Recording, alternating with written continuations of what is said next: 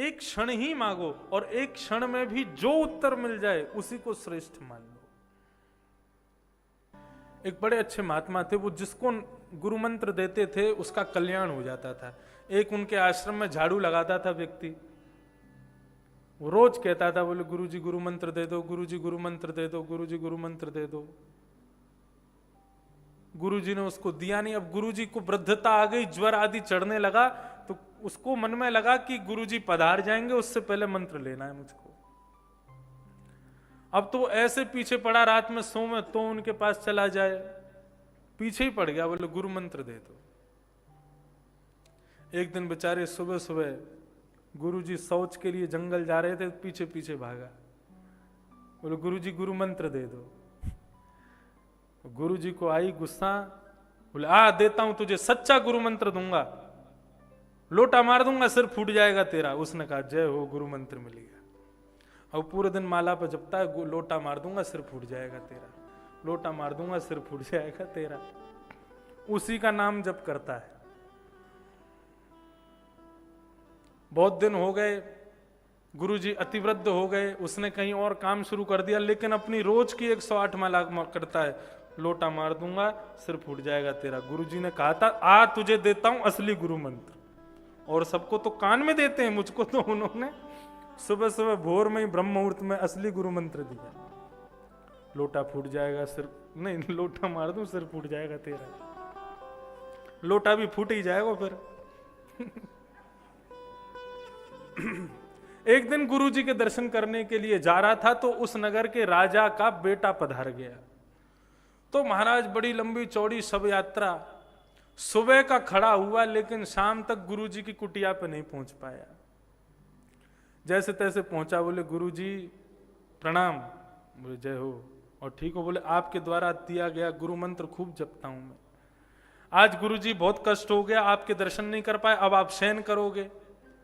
बोले हाँ शयन तो करेंगे, क्यों नहीं कर पाए आपके दर्शन? बोले हमारे यहाँ के राजा का बेटा मर गया है, इसलिए सब लोग रो रहे हैं, सब लोग यही हल्ला कर रहे हैं, हमारी बात भी नहीं हो पा रही है।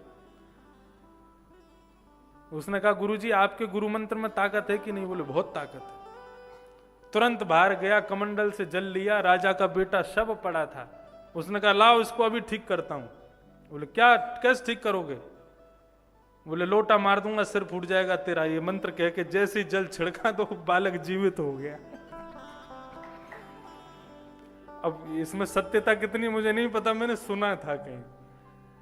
तो गुरु के वचन अटल कर मानो, साधु समागम कीजिए, मन रे कृष्ण नाम कह लीजिए। गुरु के वचन अटल कर मानो, सत्य मानो, उस पर फिर संशय मत करो, संदेह मत करो। गुरु जी ने जो कह दिया वो श्रेष्ठ है। तो संत का क्षण, यहां पर भक्ति महारानी ने भी नारद जी से केवल क्षण ही मारा, क्षणम तिष्ठत, क्षण भर के लिए रुक जाइए।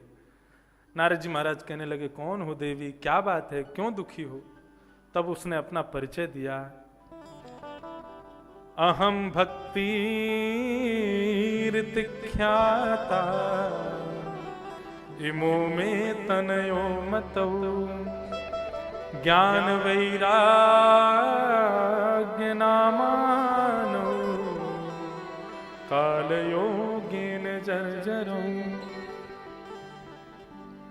मैं भक्ति हूं और ये दोनों मेरे पुत्र हैं, ज्ञान और वैराग्य। कलयुग के प्रभाव के कारण ये दोनों वृद्ध हो गए हैं। बोले पुत्र वृद्ध हो गए, तुम अभी तक युवान कैसे? बोले वृंदावनम पुनः प्राप्य नवीने स्वरूपिणी।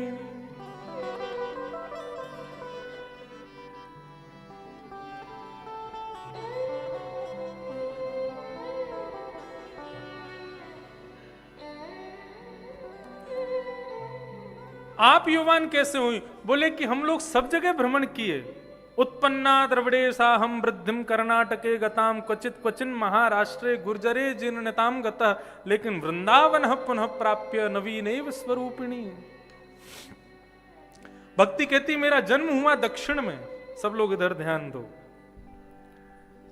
मेरा जन्म हुआ दक्षिण में, पली बड़ी कर्नाटका में, क्वचिन महाराष्ट्र, कुछ कुछ महाराष्ट्र में रही, और गुर्जरे जीर्णताम गतः।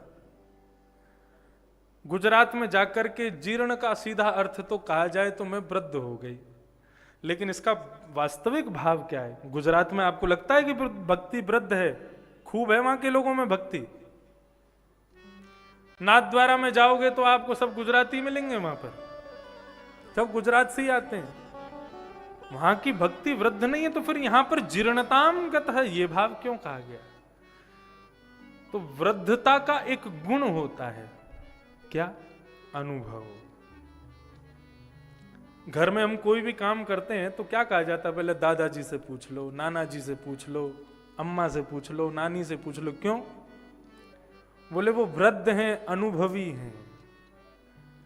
मानो भक्ति महारानी कह रही है कि मैं उत्पन्न हुई द्रविड़ में, कर्नाटक में थोड़ी थोड़ी रही, क्वचिन महाराष्ट्र, कुछ कुछ महाराष्ट्र में भी हूं, लेकिन गुर्जरे जीर्णताम गतः, गुजरात जाके मैं बहुत अनुभवी हो गई। इसलिए गुजरात के भक्तों का अनुभव विलक्षण होता है। हर घर में चले जाओ, हमारे यहाँ पर हाय हेलो गुड मॉर्निंग शुरू हो गया वृंदावन तक में, लेकिन गुजरात में भी आज भी जाओ, जय श्री कृष्ण, सब लोग जय श्री कृष्ण बोलते हैं। क्यों? क्योंकि वहां पर भक्ति अनुभवी है।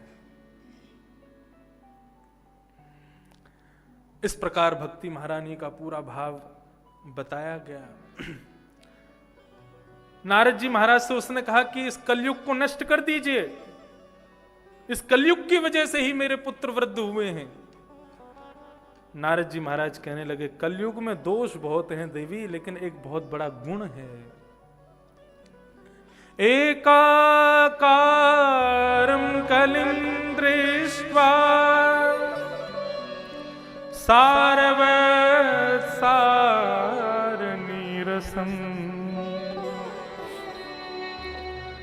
विष्णुरात् स्थापित्वा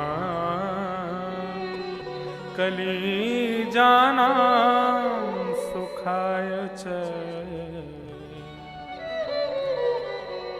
एको गुणः खलु निहन्ति समस्त दोषान्।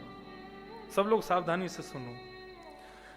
मानव के अंदर एक श्रेष्ठ गुण का जन्म ले ले, एक श्रेष्ठ गुण आ जाए तो उसके सारे दोषों को दूर कर दिया, नजरअंदाज कर दिया जाता है। लेकिन सर्वगुण संपन्न हो, लेकिन एक दूषित दुर्गुण हृदय में हो तो सारे सद्गुण भी छुप जाते हैं।